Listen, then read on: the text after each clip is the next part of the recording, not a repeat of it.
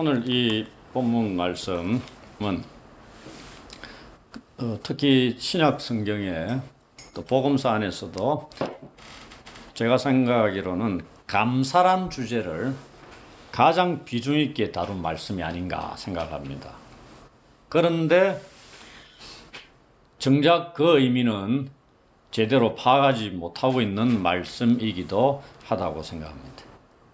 잘 아는 말씀일 수 있는데 오늘 이 본문의 그 내용이 어떤 의미를 갖고 그야말로 감사가 어떠한 역할들을 하고 있는가, 감사가 무엇이고 그것이 어디에까지 영향을 미치는가, 여기에 나오는 나병 환자 사마리아인의 믿음은 과연 무엇인가, 이런 부분들을 말씀을 통해서 확인하고 우리 삶 속에서는 과연 감사는 얼만큼 제대로 드러나고 있는가, 이런 것들까지 함께 생각하는 그런 시간이 되었으면 합니다.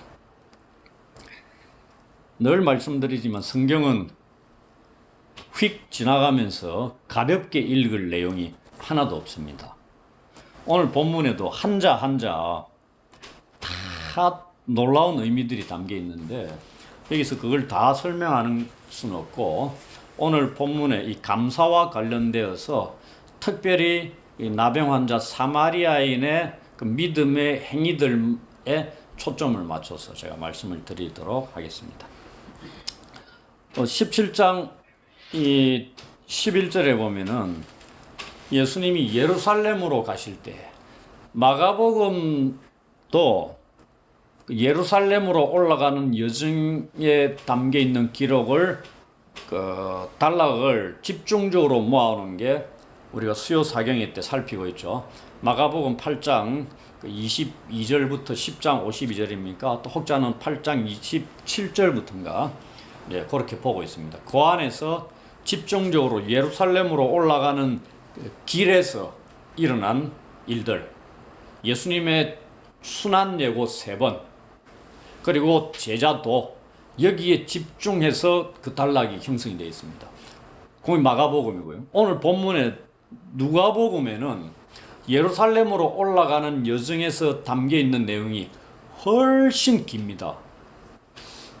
9장부터 19장까지인가 이 정도까지 이어져요. 마가복음은 8장, 9장, 10장인데 누가복음은 9장부터 19장까지인가 이 정도로 길게 예루살렘으로 올라가는 과정에서 기록된 내용들입니다. 그만큼 복음서 기자들이 예수님께서 예루살렘으로 올라가는 그 길에서 벌어진 사건들이 담겨 있는 의미가 크다는 생각을 갖고 있어서 모아서 집중적으로 기록했을 수도 있다는 얘기입니다. 오늘 본문에도 11절에 보시면 예루살렘으로 가실 때에 벌어진 일인데, 근데 사마리아와 갈릴리 사이로 지나가셨다 되어 있습니다. 이거 보면 이제 지도를 봐야 되고, 그 다음에 이 유대인과 사마리아인들 사이의 역사 속에서 담겨 있었던 정오의 역사들, 적대적인 역사들을 우리가 알고 있어야 됩니다. 복음서 곳곳에 그것이 흔적들이 남아 있어요. 그건 이제 말씀을 드리겠지만은, 예루살렘으로 가는데 일반 유대인들은 남쪽 예루살렘으로서 북쪽 갈릴리로 갈 때도 그렇고, 북쪽 갈릴리에서 남쪽 예루살렘으로 갈 때도 그렇고, 한가운데에 사마리아가 있습니다. 가운데에 딱 사마리아가 위치하고 있어요. 그러니 지나가려면은 반드시 사마리아를 거치는데, 사마리아인들을 유대인들이 그 당시에 어떤 정도로 취급을 했냐면은 당시 노예 계층보다 한 단계 낮은 계층에 속한 존재로 여겼습니다. 사마리아인들을 같은 이스라엘 땅에 살아가는데 아주 노예보다 못한 계층으로 생각했고, 그 사마리아인들은 그럼 어떻느냐, 유대인들을 끔찍하게 정오를 했습니다. 그 자기 지역을 통과하는 유대인들을 절대 환대하지 않았고요. 그는 이제 나중에 좀 더 제가 나병 환자의 행위들을 통해서 설명을 추가로 드릴 텐데, 그런데 지금 예수님이 제자들과 더불어 예루살렘으로 가는데 지금 북쪽 갈릴리에 있다는 얘기입니다. 지도를 보면은. 그리고 사마리아에 우리 지도로 삼아 볼 때 동쪽 언저리에 요단강이 있습니다.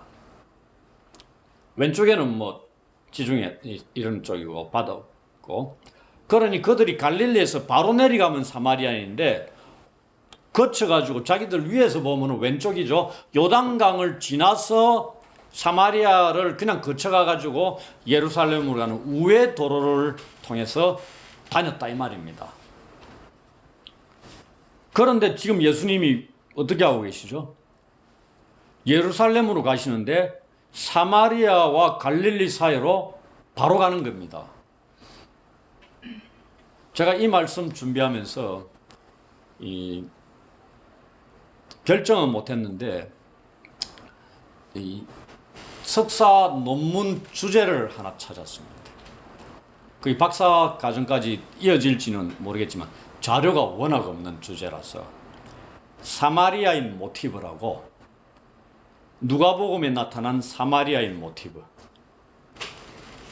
그거에 대한인데 오늘도 적용이 되고요. 누가복음 9장 예루살렘으로 올라가는 그 출발 지점이 누가복음 9장이라 그랬죠. 9장에 제자들과 더불어 51절에 예수께서 성천하실 기약이 차감해 예루살렘을 향하여 올라가기로 굳게 결심하시고 제자들을 앞서 보내 어디 사마리아인의 한 마을로 들어갔는데 저들이 예수께서 예루살렘을 향해 가기 때문에 받아들이지 않았고 숙소도 제공하지 않았다. 그러니 제자들 중에 야고보와 요한이 하늘로부터 저들을 불을 내려가지고 멸하라고 예수님께 요청을 합니다. 근데 예수님이 꾸짖고 다른 마을로 갑니다. 막으신다는 얘기입니다. 여기에 사마리아인 마을이 나옵니다. 그리고 우리 잘 아는 요한복음 4장에 사마리아인의 수가성 마을에 가가 예수님이 사마리아인 여자 물을 요청하는 사건이 나옵니다. 낮 12시에. 이 사마리아인이 등장하는 게 많이 없어요. 또 누가복음에 우리가 그 사마리아인 비유 딱 나오죠. 거기 사마리아인이 등장합니다. 여기에 10명의 나병 환자 중에 1명이 사마리아인입니다. 그럼 나머지 9은 누구겠어요? 당연히 유대인이라고 충분히 짐작할 수 있습니다. 그런데 사마리아인 비유에 있어서도 이웃 사랑의 모델로 사마리아인이 등장합니다. 그 말은 구원받은 자로 드러나고 있어요. 오늘 본문에도 감사하는 인간, 그리스도인들은 감사로 만들어지는 존재입니다. 이 감사의 모델로 사마리아인이 그려지고 있습니다. 그리고 사마리아인만이 구원을 받았어요. 질병 치유는 10명이 다 받았는데 돌아와 예수님께 감사를 드린 사마리아인만 구원을 받았습니다. 영적인 구원을 받았다는 얘기입니다. 이런 것 속에서 성경이 특히 복음서에 또 오늘 본문에도 9장부터 19장까지가 예루살렘으로 올라가는 노중에서 벌어진 일인데 요 안에서 3번에 걸쳐서 사마리아인이 등장합니다. 여기만. 놀랍죠? 그 다음에 사도행전 1장 8절에 성령이 임하면은 예루살렘으로부터 사마리아를 거쳐 복음이 전해진다고 되어 있습니다.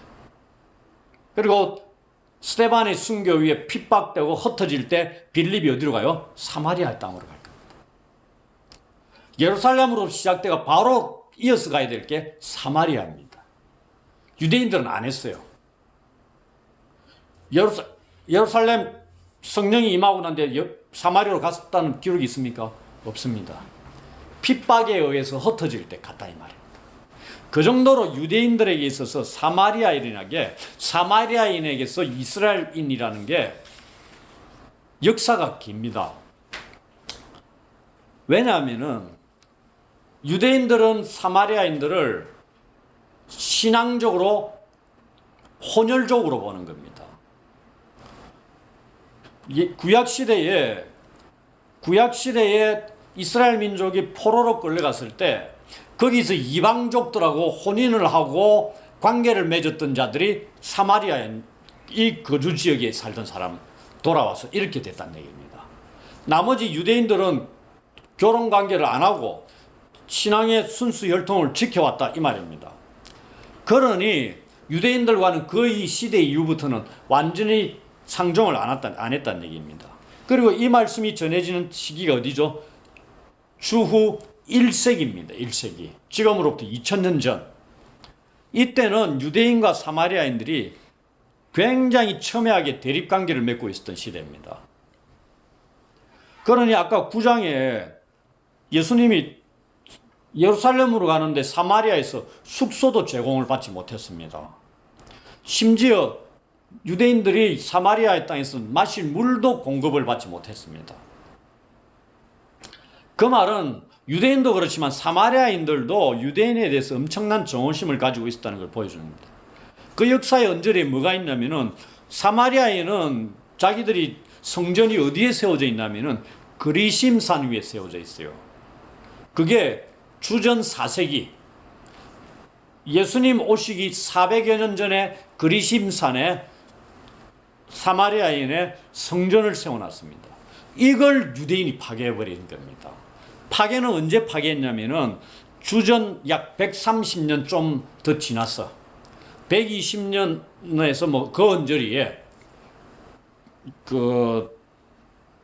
그리심산에 세워져 있는 사마리아인의 성전을 요한 힐카누스라는 유대인이 파괴시켜버립니다. 그 이후로 예수님 시대까지 정오심이 불타올랐다. 이런 내용입니다. 유대인들은 종교적인 잡족이라 해가지고 노예보다 못한 자들로 취급해버렸고, 그 다음에 사마리아인들은 자기들의 성전을 파괴시킨 자들로 생각을 하고 있었던 얘기입니다. 그런데 땅은 같은 땅에 살아있어요. 이스라엘 땅 같은 지역에 같은 땅에 살고 있었다는 얘기입니다. 근데 그 하필이면 가운데 딱 살고 있으니까 왔다 갔다 위아래로 지나가는 데 있어서 늘 돌아다녀야 되고, 같이 다니다가 잘못하면 폭력을 당해가지고 위기에 처하고 이런 어려움에 처할 수 있고 이런 일들이 생길 수 있다는 얘기입니다. 그런 상황이 사마리아인과 유대인과의 관계 속에 있다. 그 시대가. 그런데 예수님이 어떻게 그냥 통과한다는 얘기입니다. 사마리아 땅으로.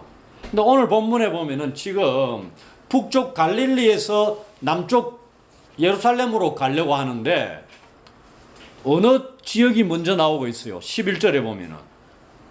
예? 우리가 그러잖아요. 양산에서 부산 간다 그러면은 뭐가 먼저 나와야 돼요? 양산이 먼저 나와야 되지. 양산에서 내가 부산 가는데 부산을 거쳐 양산 간다 이런 말 하는 사람이 있습니까? 없잖아요. 근데 오늘 보세요. 예수님이 예루살렘으로 가실 때 사마리아와 갈릴리 사이를 지나간다. 갈릴리와 사마리아 사이라고 일반적으로 얘기해야 되죠. 출발지가 갈릴리인데 저쪽에부터 먼저 언급하고, 내가 양산에 있는데 가는데 부산과 양산 사이 이래 얘기하고 있다는 얘기입니다. 양산과 부산 사이를 내가 여기서 간다 이래 얘기해야 되죠. 나는 양산에서 출발하는데 부산과 양산 사이를 지나가고 있다.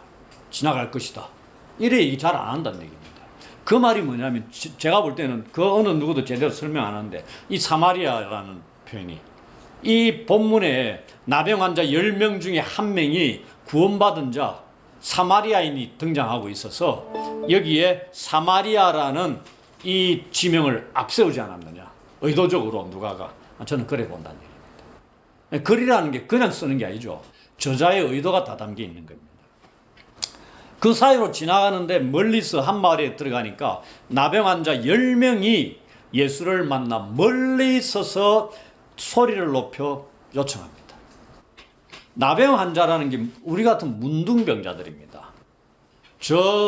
우리나라에도 이런 시기에 그 한센병 환자들이 소록도 저기에 집단적으로 모여가 생활해야 되죠. 격리된 채 살아가는 자들입니다. 사회 구성원의 일원으로 함께 살 수 없는 질병을 가진 자들입니다. 오늘 코로나로 걸렸다 그러면 격리되듯이 이 나병 환자들은 죽을 때까지 격리된 채로 살아갑니다. 가족들로부터도 격리돼가. 왜? 치유받지 못하면 영원히 이래 살다가 죽는다는 얘기입니다. 근데 오늘 10명의 나병 환자가 멀리 있어서, 당연히 멀리 있어야 되죠. 예수님 앞에 가까이 올 수 있어요? 없어요? 없죠? 이 10명 중에 한 명은 유대인, 한 명은 사마리아인, 9명이 유대인인데 놀라운 일이죠. 유대인과 사마리아인이 상종을 안 하는데 나병 환자로 딱 있으니까 어떻게 돼요? 하나로 결합이 돼 있어요. 이것까지도 뭐 생각한다는 게 너무 멀리 나간다 하면 어쩔 수 없지만은 질병 가운데 이들이 연합되고 있어요. 그런데 예수님에 의해서 치유받고 난 뒤에 가는 길에 치유받는데 치유받고 난 뒤에 돌아온 자가 한 명 사마리아인밖에 없었죠. 그 말은 뭐예요? 치유가 딱 되니까 사마리아인과 유대인이 또다시 원래대로 돌아가는 겁니다. 멀쩡하고 되니까. 요거는 이제 팁으로, 보너스로 이 본문 읽으면서 생각하시라고 드리는 거고. 그러면서 이들이 부르짖는 게 예수 선생님이여 우리를 불쌍히 여기소서, 이런 얘기합니다. 근데 예수님이, 제가 늘 얘기하죠. 예수님이 왜 우회적으로 안 가고 사마리아를 통해서 가셨을까? 돌아가도 다 유대인들 돌아가는데 왜 직진해서 가셨을까? 이 일을 만나기 위해서 가신 겁니다. 여리고로 왜 들어가셨어요? 삭개오를 만나기 위해 들어가셨어요. 두로와 시돈 지방이 왜 갔어요? 수로보니게 족속 여인, 믿음의 인물을 만나러 갔어요. 예수님이 의도적으로 가는 거. 그 다음에 요한복음 4장에 왜 낮 12시에 사마리아로 지나가시겠어요? 그 여인을 만나러 가신 겁니다. 예수님이 이 땅에 오신 목적이 뭐죠? 잃어버린 자를 찾아 구원하기 위해 오신 겁니다. 예수님의 눈에는 항상 뭐가 보여요? 잃어버린 자가 보이는 겁니다.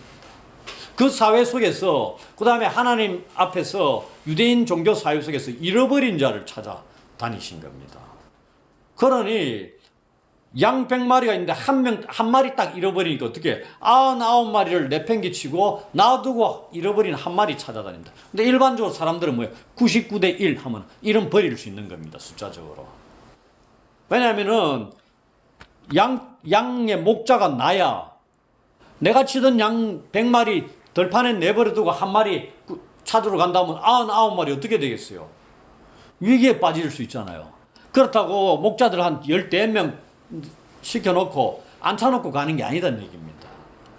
그만큼 예수님께는 잃어버린 자에 대한 관심이 크셨다. 왜? 그분이 오신 목적이 그거였기 때문에. 오늘 본문에도 예수님이 굳이 사마리아를 통과하신 의도는 여기에 있다 이 말입니다. 예수님은 믿음의 인물을 만나기를 그토록 기뻐하신다는 얘기입니다. 100명, 1000명, 어중이 떠중이 수도 없이 많은 무리들이 환호하고 달려드는 걸 기뻐하신 적이 없습니다. 그러나 몰래 그 사회 속에서 소외된 자들일지라도 믿음을 가진 자를 만나면서 기뻐하시고 그들을 칭찬하시고 하나님 나라 백성으로 품으시는 분이다. 애써 그들을 찾아 다니신다 이 말입니다. 오늘 본문에도 그런 의도로 사마리아로 직행하지 않았느냐. 저는 명확하게 확실하게 이런 생각을 가질 수 있습니다. 이런 요청을 하니까 예수님이 보셨다 돼 있죠. 14절에 그들을 보셨습니다. 그러니까 그들이 누군가를 알아요 몰라요? 나병 환자라는 거 알죠? 아시고 말씀을 하는 겁니다. 가서 제사장들에게 너희 몸을 보이라 하셨더니 그들이 가다가 깨끗함을 받은지라. 이 말씀 속에 여러분들 이상하시네 예수님 이렇게 생각하셔야 되는데 그걸 못 느끼면 아직 성경의 배경이나 이런 걸 잘 모르는 겁니다. 왜 이상하겠어요? 예수님의 말씀이 이상합니다. 가서 제사장들에게 너희 몸을 보이라. 제사장들에게 나병 환자들이 가서 보이는 게 어떤 경우인 줄 알아요? 몸이 깨끗이 나았을 때 확인차 보내는 겁니다. 무슨 이제 감이 옵니까? 그럼 이 말씀 속에 담겨 있는 게 뭐요? 이들은 나은 게 아니고요. 믿음, 확인. 그런 것도 있을 수 있는데 가다가 나을 것이라는 걸 암시하고 있는 겁니다. 지금 나은 게 아니고 나병 환자인데 자기들이 몸을 알잖아. 왜냐하면은 여기 보시고 한 거는 그런 거 확인했는데 그 15절에 보시면은 그 중에 한 사람이 자기가 나은 것을 보고 돼 있죠. 여기도 보는 거 똑같은 겁니다. 가다가 나았다는 얘기입니다. 그러니 이 나병 환자들은 9명이 유대인이니까 제사장들에게 가서 몸을 보이라는 그 말씀에 담겨 있는 뜻은 알고 있죠, 당연히. 그 다음에 사마리아인들은 사마리아 오경을 성경으로 가지고 있었던 자들입니다. 사마리아 오경이 뭐예요? 창세기, 출애굽기, 레위기, 민수기, 신명기. 요 5가지를 하나님 말씀으로 받아들였던 자들입니다. 그럼 레위기도 들어가잖아요. 그냥 다 안다는 얘기입니다. 그들이 자기들이 격리된 게 무엇에 의해서 격리됐어요? 구약 율법에 의해서 격리가 된 겁니다. 그러니 제사장들에게 너희 몸을 보여라는 거는 이 10명이 예수님의 말씀에 순종하고 갔다는 얘기입니다. 아, 예수님 우리 몸이 낫지도 않고 이런 문둥병이 있는데 고쳐주고 보내시든지 해야죠. 이래야 되는 건데 그런 거 1차적으로는 10명 전부 다가 순종하고 갔다는 얘기입니다. 요게 딱 구원에 이르는 게 아니다는 게 알 수 있다는 얘기입니다. 육체적인 질병 때문에 요청을 했기 때문에 거기에 순종을 하면 육체적인 질병은 나음을 입을 수 있어요. 그러니까 영원히 구원을 받는다는 건 별개의 문제다 이 말입니다. 오늘 본문에 보면은 그거예요. 가다가 나왔다 딱 돼 있잖아요. 예수님 말씀이 담겨 있는 게 그겁니다. 그리고 문제는 이제 여기서부터 일어나는 겁니다. 그 중에 한 사람이 자기가 나은 것을 보고 그 자리에서 큰 소리로 하나님께 영광을 돌렸다 되어 있습니다. 그 다음에 행위가 뭐죠? 돌아와 됐습니다. 근데 여기서는 예수님의 치유 방법이 우리가 어떤 경우는 2번에 걸쳐서 안수해가 고친 게 있는데 어떤 경우는 만나지도 않고 고칠 수도 있고요. 오늘 본문에는 먼 거리에 떨어져 있는 상태에서 치유를 합니다. 그것도 말씀하고 그들이 예수님을 떠나 가고 있는 도중에 치유가 일어나는 거죠. 예수님의 치유의 방법은 우리가 생각도 못하게 다양하다는 얘기입니다. 그러니 내가 꼭 저 사람한테 가야만 나을 수 있는 게 아니고요.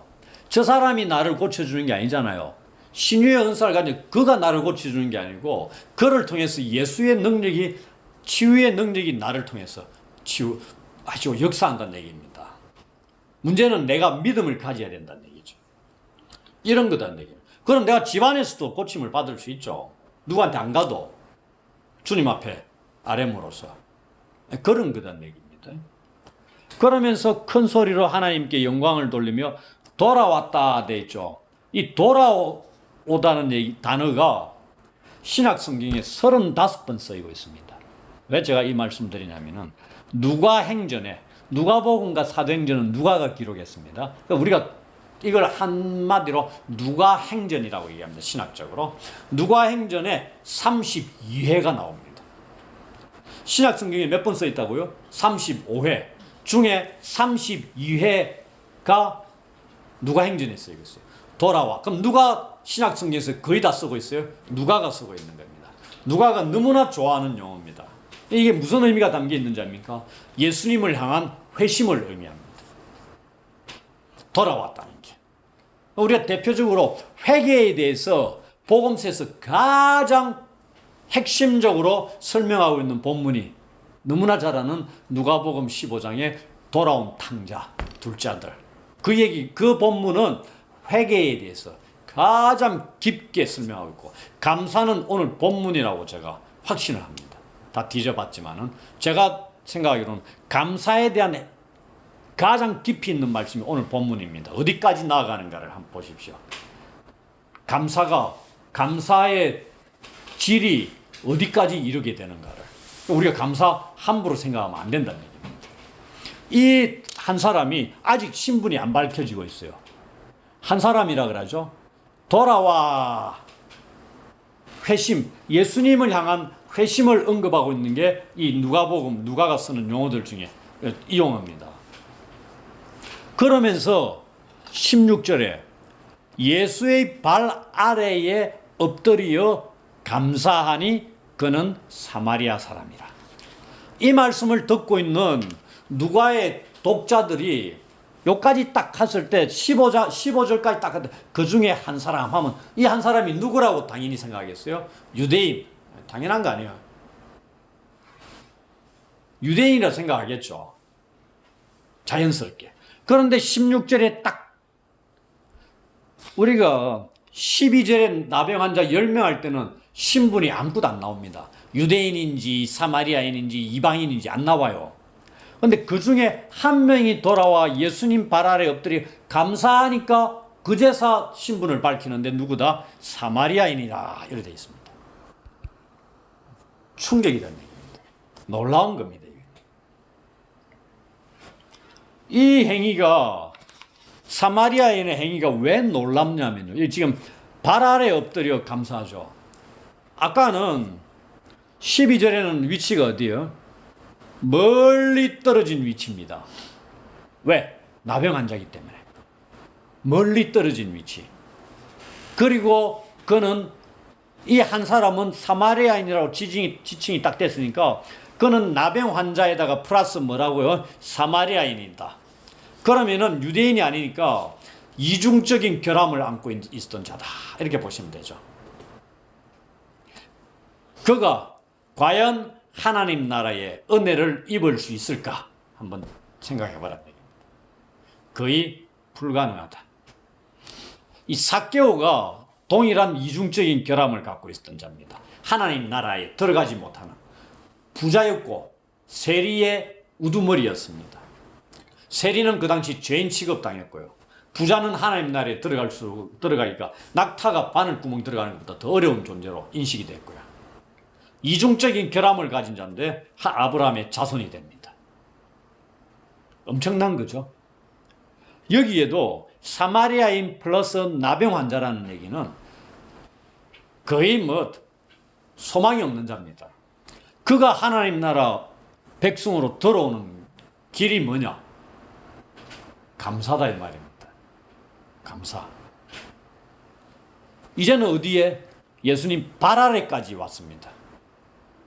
멀리 서 있던 자인데 나머지 9은 어떻게 됐어요? 더 멀어진 겁니다. 어디로 갔는지 몰라요. 제사장들에게 갔겠어요? 갔는지 모르죠. 안 갔을 수도 있고. 아니 멀쩡하게 나왔는데 나 나병 환자가 아닌데 왜 가요? 그 다음에 흔적이 있겠어요 없겠어요? 예수의 추위가 온전하다는 얘기입니다. 그러면 멀쩡한 사람이 됐기 때문에 이전에 내가 나병 환자인지 흔적이 없다는 얘기입니다. 그럼 갈 이유도 없을 수도 있어요. 생각만 바꾸면. 예. 아마 그런 차원에서 갔을 수도 있는데 갔는지 안 갔는지 관심이 없다는 얘기입니다. 예수님께는. 그리고 이 사마리아인도 가서 확인을 받아야 되는데 갔어요 안 갔어요? 이는 안 갔습니다. 돌아왔는데 지 혼자 달랑 몰래 9명 가고 있는데 싹 빠져왔겠습니까? 아니겠죠. 같이 가자 이래 안 했겠습니까? 우리가 이렇게 우리가 예수 선생님 때문에 나음을 입었지 않느냐. 그럼 감사라도 드려야 되지 않느냐. 말들 안 했겠어요. 한마디 말 안 했겠습니까? 했는데 거절당했을 수 있죠. 이제 멀쩡하게 딱 가니까 이 한 명은 뭘로 인식되고 있어요? 사마리아인으로 9명에게 보이는 겁니다. 그러니 유대인들이 사마리아인 말 듣고 쫓아다니고 왔다리 갔다리 하겠어요. 그런 것일 수도 있지 않느냐 생각을 해보는 겁니다. 어쨌든 이 사람만 돌아와서 예수의 발 아래 엎드립니다. 멀리 떨어진 거리가 어떻게 발 아래까지 가까이 다가왔다는 얘기입니다. 우리가 예수님 영적으로 상징적으로 예수님과 멀어지느냐 가까워지느냐 이런 얘기 하잖아요. 나병 환자들은 멀리 떨어져 있는 위치에 있습니다. 그런데 이제 회복되고 자기가 고침을 받았고 발 아래까지 가까이 와해가지고 감사를 한다는 게 무슨 의미냐? 그걸 설명하자는 얘기입니다.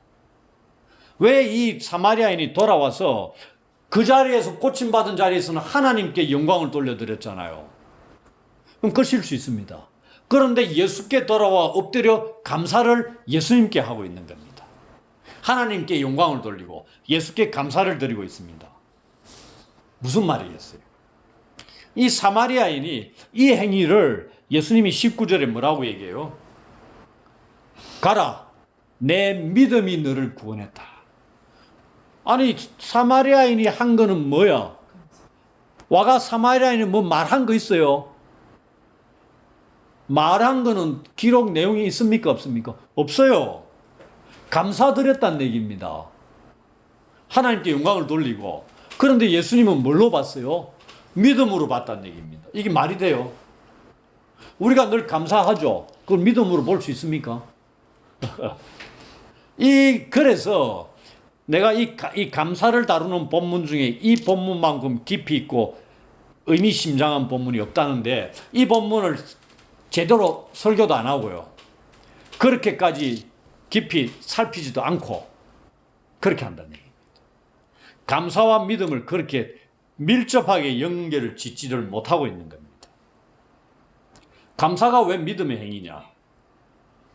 그걸 이제 설명을 드리는 겁니다. 사마리아인이 무언가를 깨달았습니다. 예수님에 대해서 뭔가를 깨달았어요. 그 깨달은 게 뭐냐를, 그게 믿음입니다. 예수님은 당연히 아시죠. 그가 그 자리에서 하나님께 영광을 돌리고 자기한테 와가 자기한테 감사를 드렸다는 것이 무슨 의미인지, 무슨 행위인지, 믿음, 어떤 내용이 담긴 믿음의 행위인지 아신다 이 말입니다.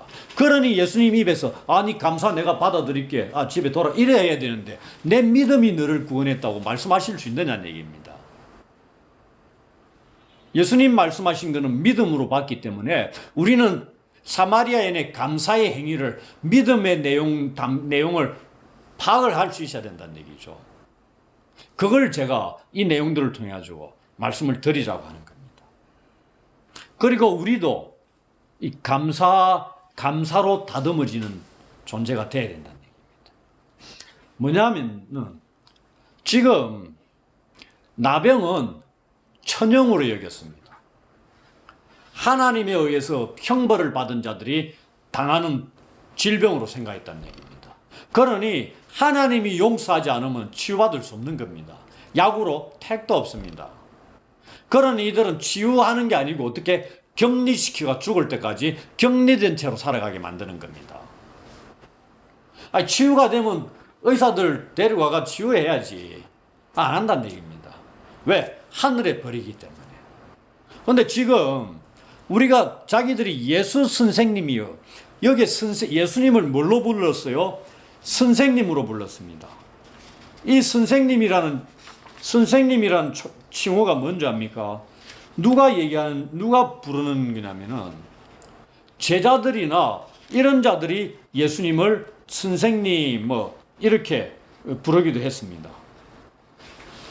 아무튼 그거는 떠나가지고 자기들이 예수 선생님이여 불렀던 그 자로 통해서 나병이 나은 겁니다. 근데 나병은 어디로부터 오는 질병이다? 하늘에서부터 오는 병입니다. 근데 저분이 치유해 줬어요. 그런데 그 말은 뭐야? 치유받았다는 게 하나님이 치유를 해주신 겁니다. 용서를 해주신 겁니다. 누구를 통해서? 예수님을 통해서. 그러니 예수님이 누구냐? 하나님이 보내신 자다는 얘기입니다. 그리고 구약이나 복음서에도 나병이 치유받는다는 게 뭘로 나타난 자래요? 귀 먹은 자가 귀가 열리고 눈 먼 자 열리고 가난한 자에게 복음이 전해지고 죽은 자가 살아나고 문둥병자가 고침을 받는다는 게 뭐라고 되어 있어요? 메시아 시대에 일어날 수 있는 6가지 징표 중에 하나입니다. 나병이 치유받는다는 게 뭐다? 메시아가 오셨다는 증거입니다. 그 메시아 누가 보내요? 하나님이 보내죠. 구약에 예언 다 돼 있는 겁니다. 10명 중에 사마리아인이 그 사실을 깨달았다는 얘기입니다. 직전에는 선생님 불렀던 자가 누구단 얘기야? 메시아단 얘기입니다. 그것도 하나님께서 보내신 메시아라는 얘기입니다. 그러니 치유는 하나님이 해주신 거죠. 용서해 주신 겁니다. 그러니 찬양을 드리며 영광을 돌리는 거예요. 그 다음에 그걸로 끝나면 안 되잖아. 자기들이 유대인이든 사마리아인이든 누굴 기다려? 메시아를 기다리는데 자기들이 기다리는 메시아가 저기 있는데요. 그 사실을 알고 그냥 가고 싶습니까? 9명의 유대인들은 그걸 모르는 겁니다. 그러니 그들은 일생일대 크나큰 잘못을 저지르고 기회를 잃어버린 겁니다. 메시아를 만나서 구원을 얻을 수 있는 기회를 놓친 거고 사마리아인은 그 사실을 알은 겁니다. 그래서 돌아와서 발 앞에 엎드려 감사를 드린 겁니다. 이제는 당신이 메시아고 내가 사마리아인이요 나병 환자 이중적인 하나님 나라에서 결격 사유를 가진 자인데 당신이 나를 고치지 않았느냐. 그리고 당신은 하나님 보내신 메시아다. 그러니 내가 당신 앞에 엎드려 감사를 드리고 사례를 드리고 당신의 구원의 은혜 자리로 받아들여지기를 원한다는 얘기입니다. 그래서 엎드리는 겁니다. 그걸 예수님이 아시다는 얘기입니다. 예수님이 모르시겠어요? 그 중심에 어떤 마음을 가지고 돌아왔는지 다 아시지.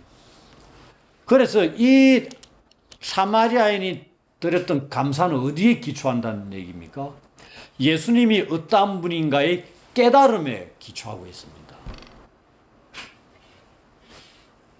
그래서 돌아와서 사례를 하고 감사를 할 수 있다. 제가 이 본문을 통해서 만들어낸 말이 감사는 깨달음의 깊이에 기초한다는 얘기입니다. 핵심입니다. 이거 어디서도 듣도 보도 못한 말입니다. 내가 했던 말들 중에 아주 명언 중에 하나입니다. 감사는 인식의 깊이에 기초한다.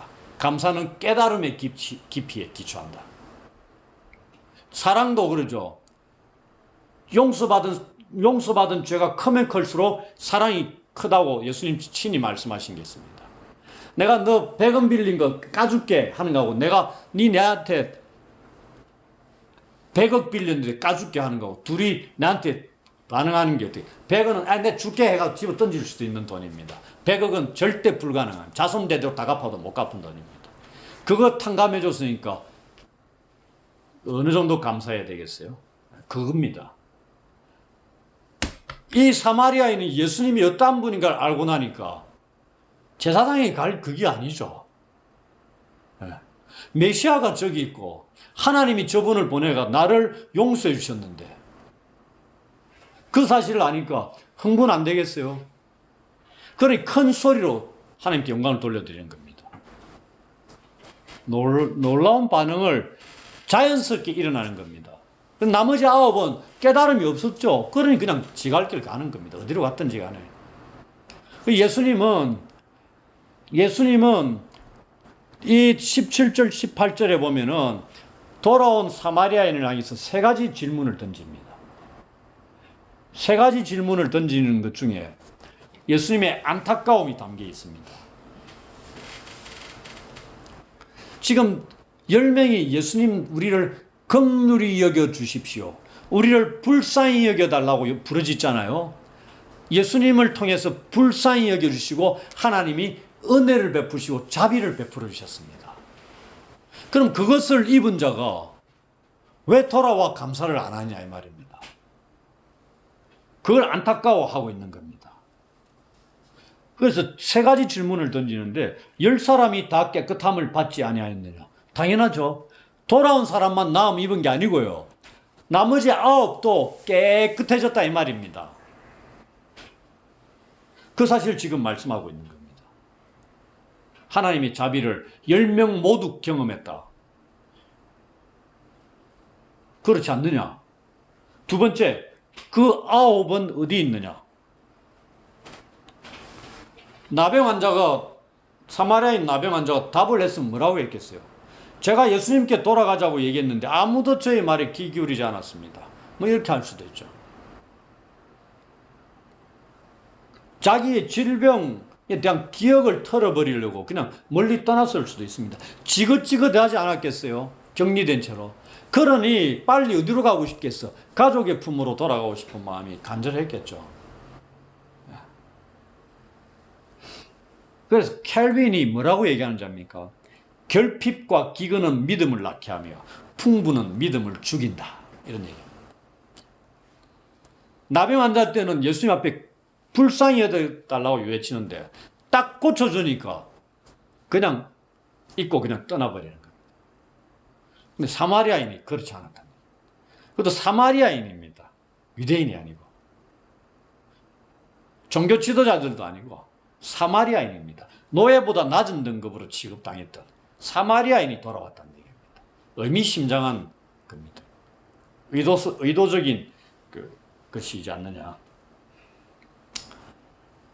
그 다음에 그래서 9명의 돌아간 나병 환자는 감사할 줄도 모르고 믿음도 당연히 없고요. 그리하여 구원은 받지 못한 자들입니다. 육체의 질병은 고침받았어요. 세 번째 18절 질문이 이 이방인 외에는 하나님께 영광을 돌리러 돌아온 자가 없느냐.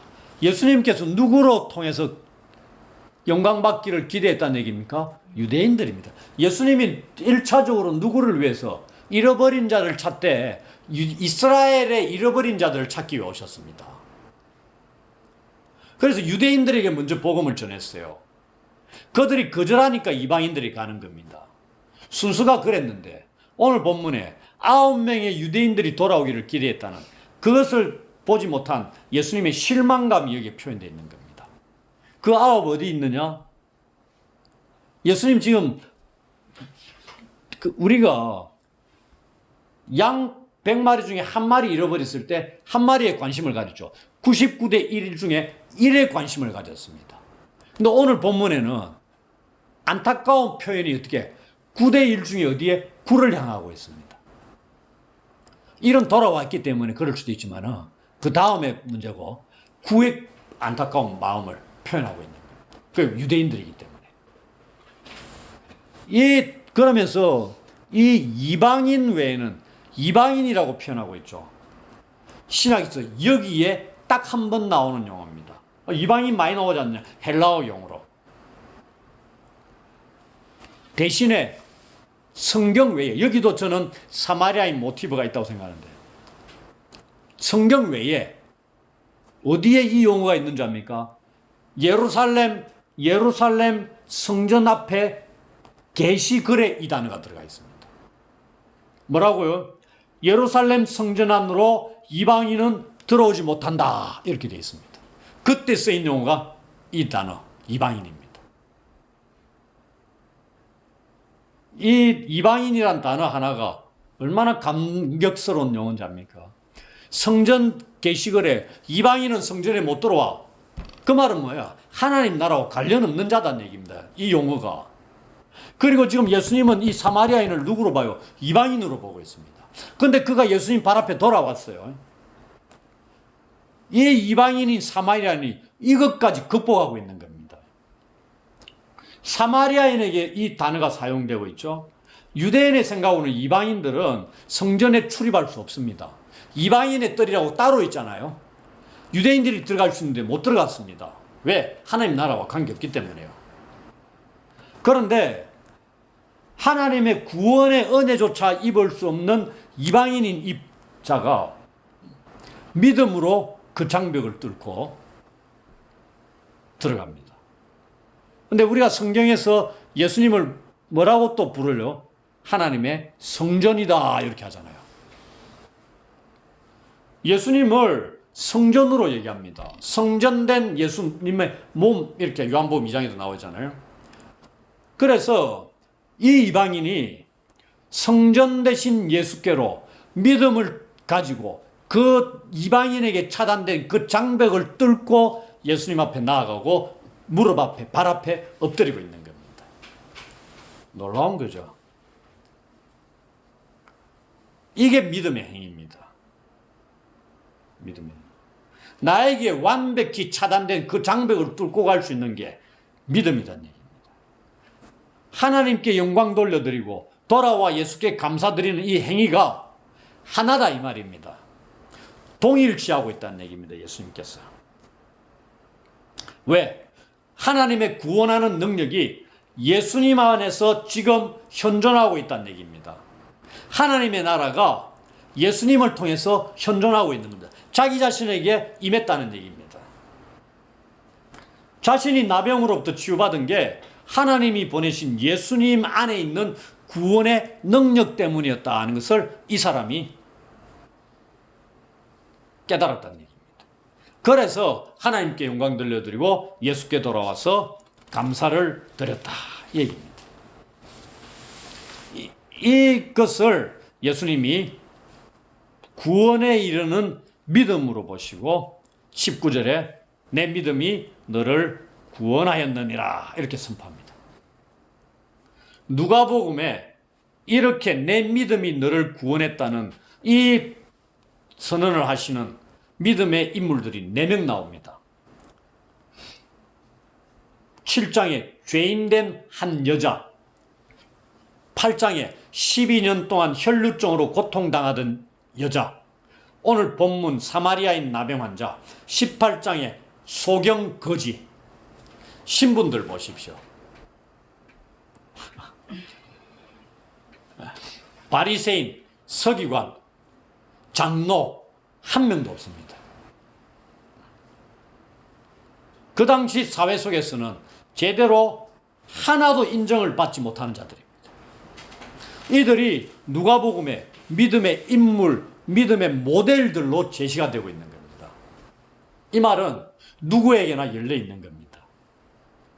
아무런 어떠한 장벽이 있더라도 그것이 주님께 나아가는 길을 막을 수 있는 게 없다는 것을 우리는 기억을 해야 된다는 얘기입니다. 이것을 통해서 그러면 우리는 어떠하냐를 돌아봐야 되겠죠. 현재 얼마나 감사하는 삶을 살게 있느냐.